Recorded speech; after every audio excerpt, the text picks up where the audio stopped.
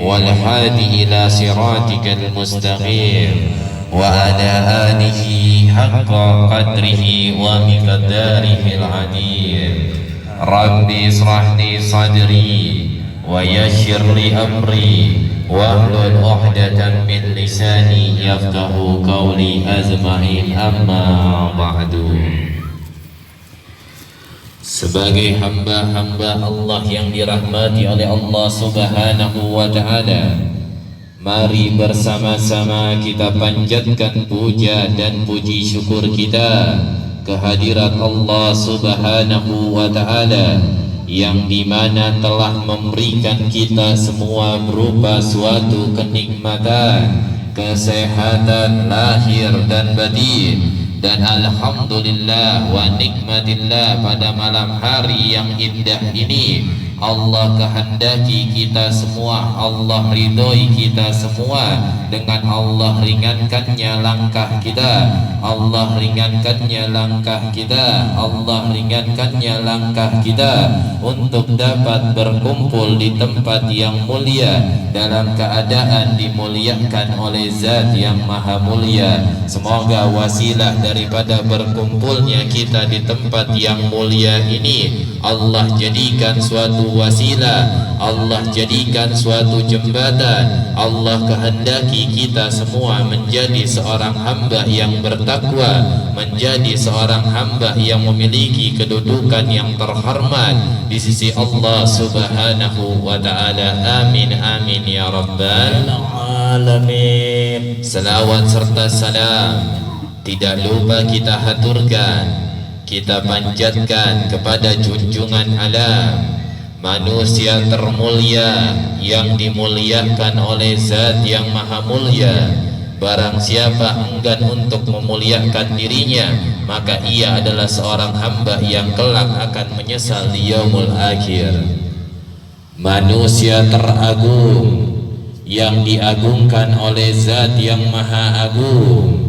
Itabi, ingat, barang siapa yang enggan untuk mengagungkan dirinya, maka kelak mereka di yaumul kiamah akan dihinakan oleh Allah Subhanahu wa Ta'ala. Manusia penawar bagi segala kesulitan. Barang siapa seorang hamba yang enggan untuk mencintai dirinya, maka kelak di yaumul kiamah ia akan menjadi seorang hamba yang dikucuri dengan laknatnya Allah Subhanahu wa Ta'ala.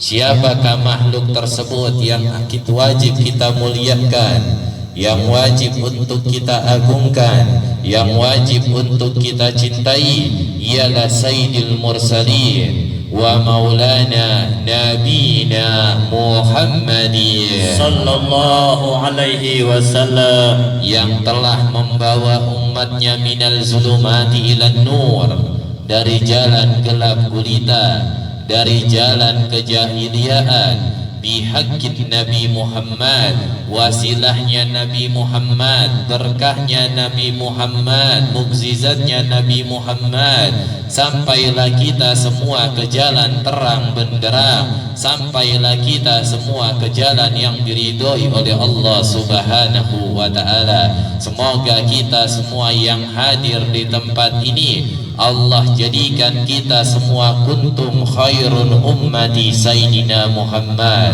Allah jadikan kita semua sebaik-baik umat, yakni umatnya Nabi Muhammad sallallahu alaihi wasallam. Amin amin ya rabbal alamin. Ya bunayya, wahai santriku sekalian, perlu diketahui bagi para santri, para thalibul ilim, para thalibul ilim diwajibkan untuk yang namanya memuliakan murabbi ruhi, diwajibkan untuk memuliakan yang namanya seorang guru.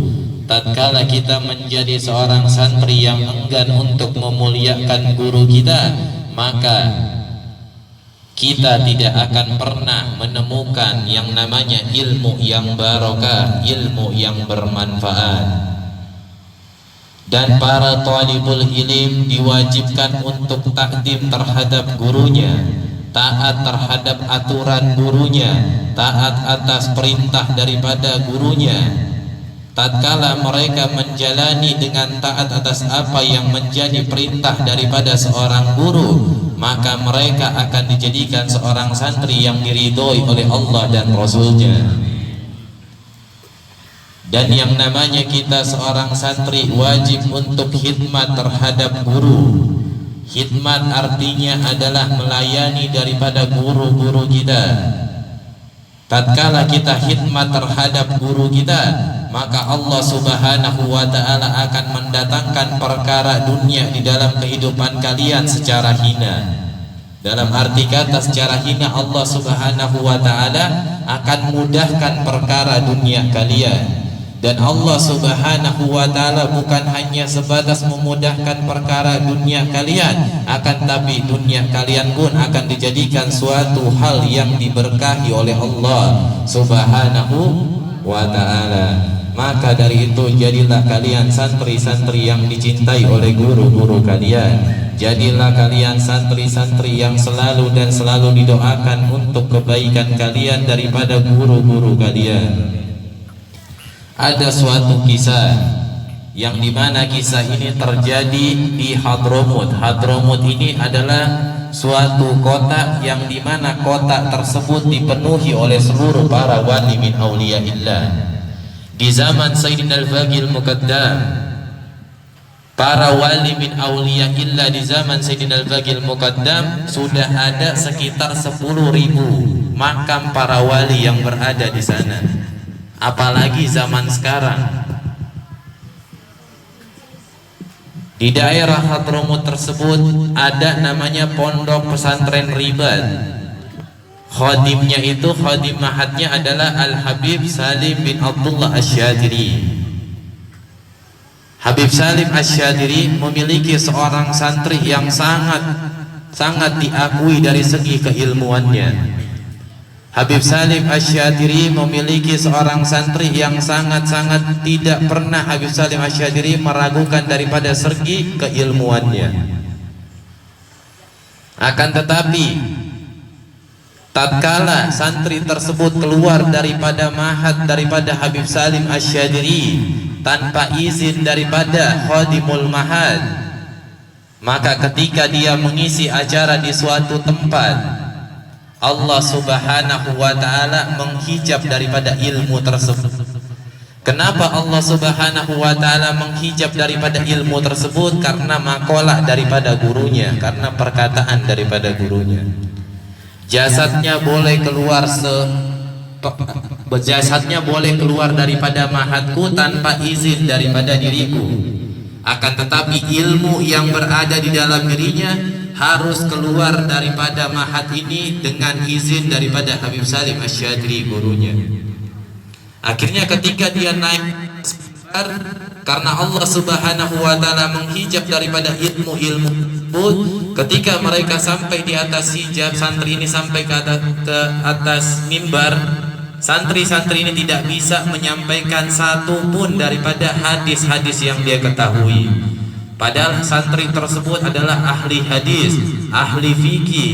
Bahkan santri ini telah menjadi asatidz di pondok pesantrennya Habib Salim Asy-Syadiri. Akan tetapi karena dia berani keluar daripada izin daripada Habib Salim Asy-Syadiri, akhirnya ketika dia sampai di atas panggung, niatnya baik untuk ceramah, tapi Allah Subhanahu wa ta'ala berkehendak lain. Allah Subhanahu wa ta'ala menghijab daripada keilmuan tersebut karena tidak ada ridho daripada seorang gurunya. Maka dari itu jadilah kalian seorang santri yang selalu dan selalu mencari ridho daripada guru-guru kalian, karena tanpa wasilah daripada seorang guru tidaklah akan kalian kenal apa yang dimaksud dengan yaumul akhir, apa yang dimaksud dengan yaumul hisab, apa yang dimaksud dengan yaumul sirat. Tatkala kalian tidak mengetahui yang namanya yaumul akhir, kalian akan bingung ketika sampai di sana. Kalian akan bertanya kepada Allah Subhanahu wa ta'ala, ya Allah, kenapa engkau ciptakan, bangkitkan aku kembali di tempat ini?